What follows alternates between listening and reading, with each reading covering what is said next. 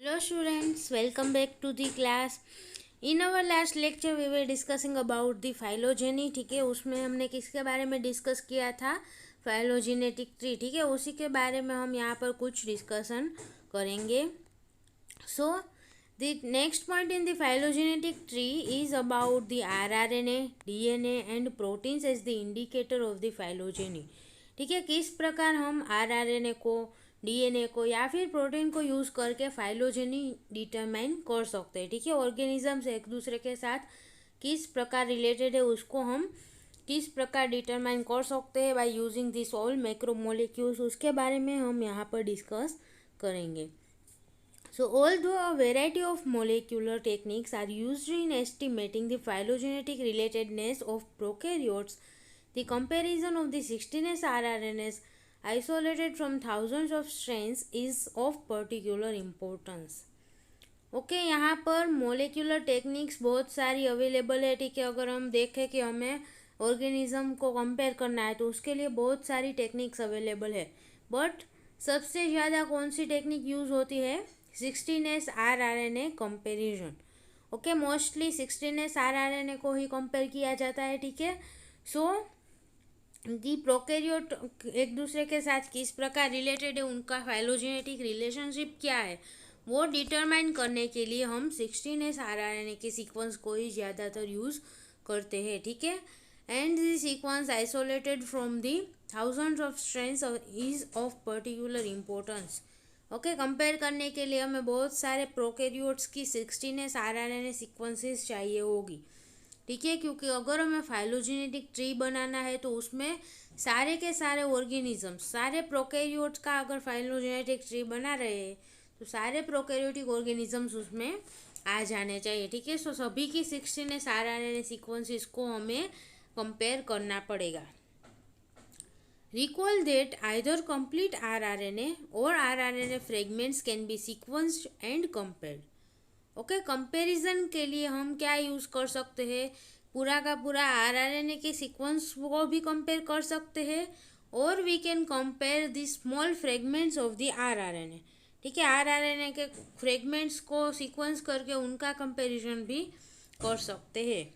ठीक है, the association coefficients or SAB values from the rRNA studies are assumed to be a true measure of the relatedness.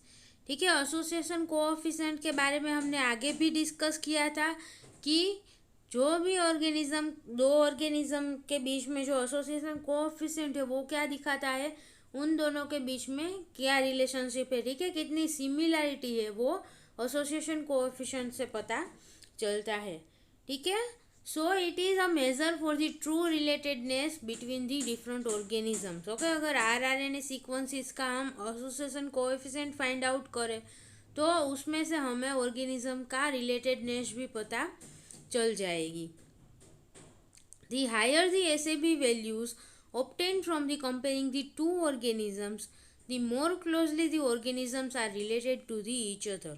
Okay, association coefficient किस प्रकार यहाँ पर work करता है कि ज़्यादा एसोसिएशन कोएफिशिएंट की वैल्यू जितनी ज़्यादा उतने दो ऑर्गेनिज्म जो है उसमें सिमिलैरिटीज ज़्यादा होगी. ठीक है, so this two organisms are more closely related, ऐसा हम कह सकते हैं.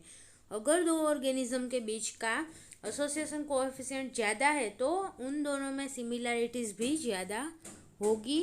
इसी वजह से उन दोनों का जो रिलेशनशिप है वो क्या होगा? क्लोज. ठीक है, they are closely related to each other. If the sequences of 16S rRNAs of two organisms are identical, then the SAB value is 1. Okay, अगर दो ऑर्गेनिज्म की SAB वैल्यू 1 होगी और दो ऑर्गेनिज्म एक दूसरे के साथ आइडेंटिकल हो गए, ठीक है, सिमिलर ऑर्गेनिज्म हो गए, तो उनकी SAB वैल्यू हमें क्या मिलेगी? 1. विच मीन्स दोनों में मोस्ट ऑफ सिमिलर सीक्वेंसेस है. ठीक है, दोनों के सीक्वेंस है वो सिमिलर है. SAB values also are a measure of the evolutionary time. Okay, यहाँ पर हम SAB वैल्यूज से हमें इवोल्यूशनरी टाइम भी पता चलता है. कैसे? A group of prokaryotes that branched off from the other prokaryotes long ago will exhibit a large range of the SAB values. because it has had more time to diversify than a group that developed more recently. Okay, जो prokaryotic organism जो है वो बहुत time पहले diversify हो गया होगा, ठीक है, अलग ब्रांच में चला गया होगा, उन प्रोकैरियोट्स की ऐसे भी वैल्यू क्या होगी, ज़्यादा होगी, ठीक है, लार्ज ऐसे भी वैल्यूज़ उनकी होगी, विच मीन्स कि उसके पास जो है वो डाइवर्सिफाई होने के लिए ज़्यादा टाइम था, ठीक है, उसमें ज़्यादा चेंजेस आए हैं. सो ऐसे भी वैल्यू क्या दिखाता है कि कितनी सिमिलैरिटी है ऑर्गेनिज्म के बीच में, ठीक है. एसोसिएशन कोएफिशिएंट मीन्स कि दोनों में कितना एसोसिएशन है. सो ऐसे भी वैल्यू पर से हमें क्या पता चलता है कि जितनी ज़्यादा डिफरेंस है उतना वो ऑर्गेनिज्म बहुत टाइम पहले ही डाइवर्सिफाई हो चुका है, ठीक है. That is, the narrower the range of the SAB value in a group of the prokaryotes, the more modern it is. Okay, अगर SAB वैल्यू कम है, इसका मीनिंग क्या है कि उनका इवोल्यूशनरी टाइम है वो बहुत कम है, ठीक है, बहुत कम टाइम के पहले ही उसका जो है वो डाइवर्सिफिकेशन हुआ है, ओके, उनका जनरेशन हुआ है. So SAB value will also shows the evolutionary time, कि इवोल्यूशनरी टाइम को भी दिखाता है. After SAB values have been determined, a computer calculates the relatedness of the organisms and summarises the relationship in a tree और the dendrogram. Okay, phylogenetic tree बनाना हमारे बस की बात नहीं है, हम बुक में लिख कर वहाँ पर फाइलोजेनेटिक ट्री डेवलप नहीं कर सकते, ठीक है. हमें कंप्यूटर में सारे के सारे ऑर्गेनिज्म की SAB वैल्यू अपलोड करनी होगी, ठीक है. अगर एक बार कंप्यूटर में दी गई SAB वैल्यू हमने दे दी, then the computer will calculate the relatedness of this organisms. Okay, organism के बीच में कितनी रिलेटेडनेस है वो कंप्यूटर खुद ही कैलकुलेट करेगा and summarises the relationships in the tree और द डेंड्रोग्राम. ओके, उसमें से डायरेक्ट प्रोसेसिंग करके फाइलोजेनेटिक ट्री हमें दे देगा, ठीक है, डायरेक्टली, और dendrogram. So the ribosomal RNA sequence studies have uncovered a feature of the great practical importance. Okay, ribosomal RNA की सीक्वेंस, आरएनए की सीक्वेंस के ऊपर से हम ये इजीली ऑर्गेनिज्म के बीच में रिलेशनशिप आइडेंटिफाई कर सकते हैं. फाइलोजेनेटिक ट्री बनाना भी इजी होगा आरएनए की सीक्वेंस के ऊपर से, ठीक है. So it is having a great practical importance. The 16S rRNA of most major phylogenetic groups has one or more characteristic nucleotide sequences called as the oligonucleotide signature. Okay, यहाँ पर क्या कहा कि 16S rRNA of most major phylogenetic group. Okay, सबसे बड़ा जो phylogenetic group है उसकी जो 16S rRNA सीक्वेंस है उसके पास क्या होगा, वन और मोर कैरेक्टरिस्टिक्स न्यूक्लियोटाइड सीक्वेंस. ओके, सबसे बड़ा ग्रुप में जो भी ऑर्गेनिज्म होगा, ठीक है, फाइलोजेनेटिक ग्रुप जो सबसे बड़ा होगा उसकी जो 16S rRNA सीक्वेंस है उसमें कुछ सीक्वेंसेस कैसी होगी, कैरेक्टरिस्टिक, ठीक है, सभी ऑर्गेनिजम्स में मोस्ट और ज़्यादातर ऑर्गेनिज्म में वो सीक्वेंस प्रेजेंट होगी. So it is known as the oligonucleotide signature. Okay, so oligonucleotide signature sequences are specific oligonucleotide sequences that occur in most or all members of the particular phylogenetic group. Okay, किसी एक phylogenetic group के अंदर जो भी organisms present है उन सब organisms में ये सीक्वेंस प्रेजेंट होगी और मेजोरिटी ऑफ ऑर्गेनिजम्स में ये सीक्वेंस प्रेजेंट होगी. उस ऐसी सीक्वेंस को क्या कहते हैं, oligonucleotide signature sequences. Clear? So this is the definition for the oligonucleotide signature sequences. They are rarely or never present in the other groups, even closely related ones. Okay, एक ही phylogenetic group में ये sequence present होती है, दूसरा phylogenetic group अगर हम देखें तो उसमें ये सीक्वेंस कभी प्रेजेंट नहीं होगी. वो दोनों जो ग्रुप है वो क्लोजली रिलेटेड हो तो भी उसमें ये सीक्वेंस प्रेजेंट नहीं होगी, ठीक है. सो पर्टिकुलर फाइलोजेनेटिक ग्रुप में ही प्रेजेंट होगी. That's why it is known as the signature sequence. Thus, signature sequences can be used to place microorganisms in the proper group. Okay? Micro organism को हमें किस ग्रुप में include करना है, किस ग्रुप में रखना है, वो हम सिग्नेचर सीक्वेंसेस को कंपेयर करके देख सकते हैं कि माइक्रो ऑर्गेनिज्म के अंदर क्या क्या सिग्नेचर सीक्वेंसेस प्रेजेंट है।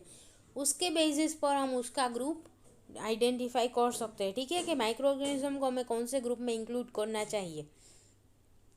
Signature sequences have been identified for bacteria, archaea, eukaryotes and many major prokaryotic groups. Okay, ये सभी अलग अलग प्रोकैरियोटिक ग्रुप है, उनकी सिग्नेचर सीक्वेंसेस आइडेंटिफाई की गई है। और अगर हम अभी कोई न्यू ऑर्गेनिज्म को आइसोलेट करते हैं, ठीक है, कोई किसी सैंपल में से, किसी नेचुरल सैंपल में से अगर हम किसी ऑर्गेनिज्म को आइसोलेट करते हैं, तो उसको क्लासीफाई करने के लिए हम ये सिग्नेचर सीक्वेंस यूज़ कर सकते हैं, ठीक है। अगर उसकी सिग्नेचर सीक्वेंस उसमें क्या प्रेजेंट है वो आइडेंटिफाई कर ले, तो वो कौन से ग्रुप से बिलोंग करता है वो इजीली पता चल जाएगा। So this is the oligonucleotide signature sequences of some bacterial groups. Okay, यहाँ पर बैक्टीरियल ग्रुप्स दिए गए हैं। सो इन लेफ्ट साइड में क्या दिया है, position in the rRNA and the second row is for the consensus composition. Okay, यानी कि rRNA के ऊपर पर्टिकुलर पोजीशन ऊपर कौन सा न्यूक्लियोटाइड प्रेजेंट होना चाहिए, कौन सा नाइट्रोजन बेस प्रेजेंट होना चाहिए, वो यहाँ पर दिया गया है। For example, at position 47 in the rRNA there is the nucleotide present is the cytosine. Okay, so majority जो ऑर्गेनिज्म है उसके अंदर सेम पोजीशन पर सेम जो है न्यूक्लियोटाइड प्रेजेंट होगा, सी, ठीक है। सो मोस्ट ऑफ में प्लस प्लस दिखाया गया है। प्लस का मीनिंग क्या है कि उस ऑर्गेनिज्म के अंदर सी प्रेजेंट है, ठीक है, 47th पोजीशन पर उस ऑर्गेनिज्म के अंदर सी प्रेजेंट है। सो एंड यहाँ पर जहाँ पर यू एंड जी दिया गया है, ठीक है, दो ऑर्गेनिज्म में यूरेसिल एंड ग्वानिन, ठीक है। सो ये यू एंड जी दिया गया है, विच मीन्स कि ये दोनों ऑर्गेनिज्म के में डिफरेंस देखने को मिलता है, ठीक है। बाकी सभी ऑर्गेनिज्म के अंदर 47th पोजीशन पर सी प्रेजेंट होगा, but there are two exceptions. Okay, उसी प्रकार मेजोरिटी अमाउंट में कहाँ कहाँ पर कौन सी सीक्वेंस प्रेजेंट होगी, कौन सा न्यूक्लियोटाइड पर्टिकुलर प्रेजेंट होगा, वो यहाँ पर दिया गया है, ठीक है। एंड ऑर्गेनिज्म के अंदर कहाँ पर प्रेजेंट कौन सा जो है वो न्यूक्लियोटाइड प्रेजेंट होगा, वो भी यहाँ पर दिया गया है कि रेयर अमाउंट में, ठीक है। यहाँ पर 906 पोजीशन पर ग्वानिन प्रेजेंट होगा, ठीक है। Nucleotide guanine is present at the 906 position in the most of all 16s rRNAs, but there are some exceptions. Okay, यहाँ पर फर्स्ट जो है प्रोटियोबैक्टीरिया, उसके अंदर ग्वानिन प्रेजेंट नहीं होगा, उसकी जगह पर एडेनिन प्लस स्मॉल लेटर में जी दिया गया है, ठीक है, विच मीन्स कि रेयरली जी भी प्रेजेंट हो सकता है। कुछ ऐसी स्ट्रेन्स होगी उसकी कि जिसमें, और उसका कोई ऐसा स्पीसीज होगा कि जिसके अंदर ग्वानिन भी प्रेजेंट होगा, ठीक है। सो स्मॉल अमाउंट में दिया गया है, विच मीन्स कि in less than 15% of the cases the G is present.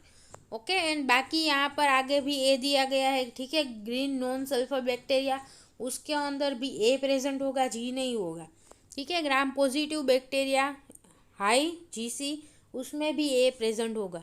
So majority amount में सी प्रेजेंट होता है या फिर ए प्रेजेंट होता है, कौन सा न्यूक्लियोटाइड प्रेजेंट है वो यहाँ पर दिखाया गया है, ठीक है, पर्टिकुलर पोजीशन पर।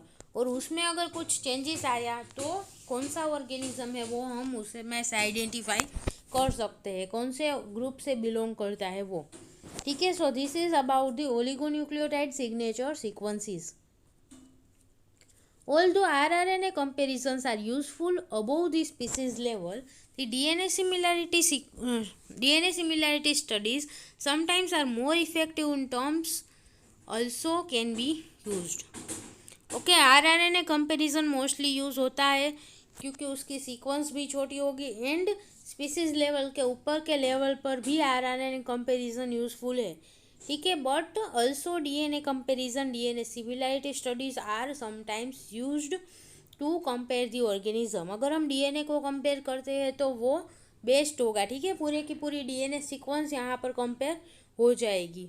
And is also can be used for the classification और the phylogenetic analysis of the organisms. There are advantages to the DNA comparisons. Okay, RNA comparison के ऊपर डीएनए कंपेरिजन की में कुछ एडवांटेजेस भी है। As with rRNA, the DNA composition of a cell does not change with the growth condition. Okay, rRNA की sequence में easily changes आ सकते हैं। ग्रोथ कंडीशन में अगर कुछ चेंजेस आया तो भी आरआरएनए की सीक्वेंस में चेंज आ जाएगा, ठीक है, क्योंकि वो सिंगल स्टैंडर्ड फॉर्म में होता है बेसिकली आरएनए। सो कहीं पर भी कुछ भी चेंज आए तो वो एक्सेप्ट कर लेता है। एंड आरआरएनए में म्यूटेशंस के चांसेस भी ज़्यादा रहेंगे as compare to the DNA. So DNA composition में उतने इजीली चेंजेस नहीं होते, ठीक है, और ग्रोथ कंडीशन के साथ भी उसका कंपोजिशन चेंज नहीं होता। DNA comparisons also are based on the complete genomes rather than a fraction and make it easier to precisely define a species based on the 70% relatedness criteria. Okay, so basically यहाँ पर क्या दिया गया है कि हम आरआरएनए की sequence को अगर कंपेयर करते हैं तो उसमें पूरा का पूरा आरआरएनए भी कंपेयर किया जा सकता है और उसके फ्रेगमेंट्स भी सीक्वेंस करके उसका कंपैरिजन भी हो सकता है। बट डीएनए कंपैरिजन के टाइम पर हमें पूरी की पूरी जीनोम सीक्वेंस को ही आइडेंटिफाई करके उसका कंपैरिजन करना पड़ेगा, ठीक है। उसका फ्रैक्शन अगर हम कंपेयर करें, उसका एक स्मॉल पार्ट, तो वो नहीं चलेगा। पूरी सीक्वेंस हमें यहाँ पर कंपेयर करनी होगी।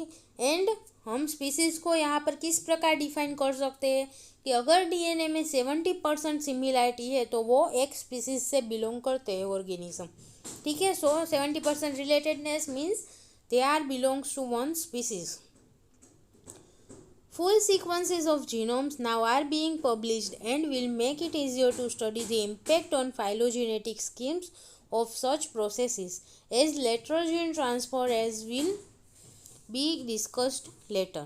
ओके, यहाँ पर अभी हम देखें तो बहुत सारी ऐसी कंप्लीट जीनोम सीक्वेंसेस पब्लिश्ड हो चुकी है, ठीक है। बहुत सारे ऑर्गेनिज्म की कंप्लीट जीनोम सीक्वेंस आइडेंटिफाई हो चुकी है एंड उनका पब्लिकेशन भी हो गया है। सो इजीली हम पूरे ऑर्गेनिज्म की जो है कंप्लीट सीक्वेंस है उसको आइडेंटिफाई कर सकते हैं और उसके बेसिस पर फाइलोजेनेटिक एनालिसिस भी कर सकते हैं। Many protein sequences are currently used to develop the phylogenetic trees.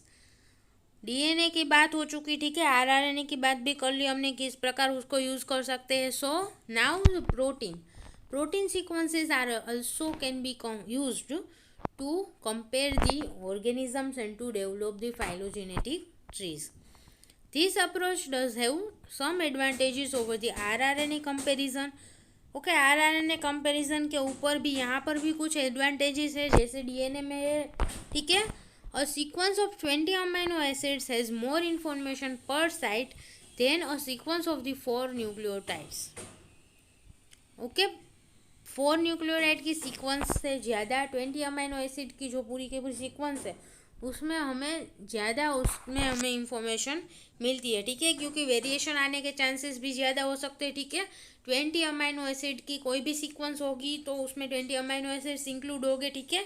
सो अगर हम 5 न्यूक्लियोटाइड सीक्वेंस या फिर 10 न्यूक्लियोटाइड की सीक्वेंस ले तो उसमें सिर्फ 4 न्यूक्लियोटाइड्स ही आएंगे, ठीक है। रिपीटेडली 4 न्यूक्लियोटाइड ही उसमें यूज़ होंगे। बट अगर हम 10 अमीनो एसिड की अगर एक छोटी सी सीक्वेंस ले तो उसमें एक एक अमीनो एसिड अलग अलग हो सकता है, ठीक है। सो उसकी कंपैरिजन है, उसमें से जो इंफॉर्मेशन हमें मिलती है वो ज़्यादा एक्यूरेट होगी as compared to the nucleotide sequences. Protein sequences are less affected by the organism specific differences in the G plus C content than the DNA and RNA sequences. Okay, यहाँ पर GC content में जो भी difference आता है, ठीक है, organism specific differences कुछ होते हैं जीसी कंटेंट में, तो वो यहाँ पर प्रोटीन सीक्वेंस को अफेक्ट नहीं करता, ठीक है। Protein sequences are less affected than the RNA and DNA sequences to the G plus C content. अगर GC कंटेंट में कुछ डिफरेंस आया तो DNA RNA सीक्वेंस में तो डायरेक्टली चेंज आ ही जाएगा, ठीक है।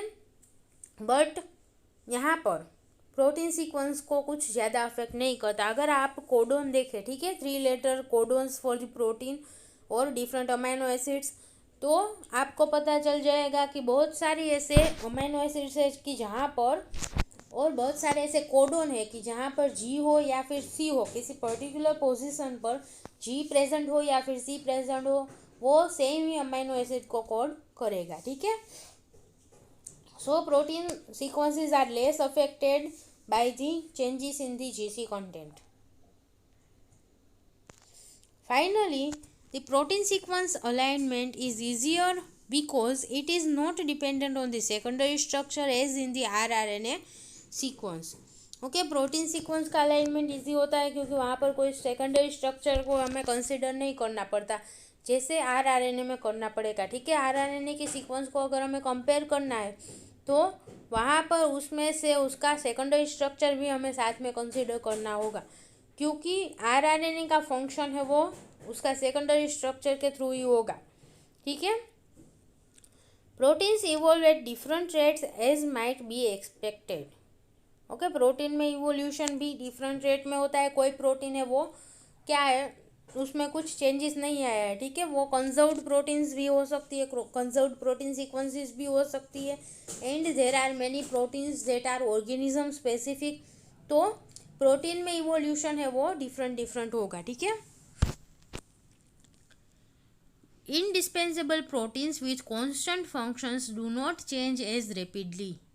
ओके, यहाँ पर कुछ ऐसे प्रोटीन्स है जिसका फंक्शन ऑर्गेनिज्म के अंदर मेजर फंक्शन है, ठीक है, तो उसमें रैपिड चेंजेस नहीं होते. For example histones, heat shock proteins. Okay, this are the proteins will not constantly changes. Okay, उसमें ज़्यादा चेंजेस नहीं होते.